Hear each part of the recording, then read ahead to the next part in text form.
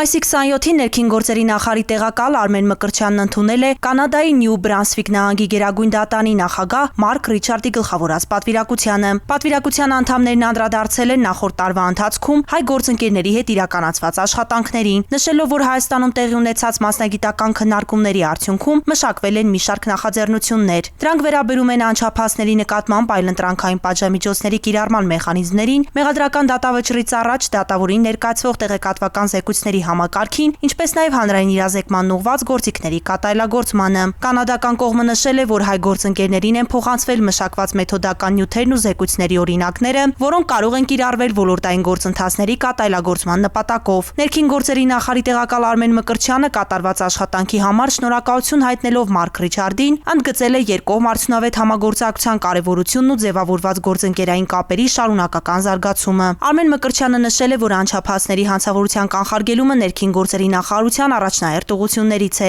Այդ համատեքստում նա ներկայացրել է հանցավորության կանխարգելման ռազմավարության եւ գործողությունների ծրագրի մշակման, օրենսդրական դաշտի լավարկման ուղղությամբ կատարված աշխատանքները։ Անդրադառնալով թմրամիջոցների ապօրինի շրջանառության դեմ պայքարին, փոխնախարարը կարևորել է հատկապես անչափահասների շրջանում կանխարգելիչ միջոցառումների եւ թմրամիջոցների վնասակարության վերաբերյալ թիրախային իրազեկման բովանդակության մշակումը։ Քննարկվել են փոխադարձ հետաքրքրություն ներկայացնող մի շարք հարցեր։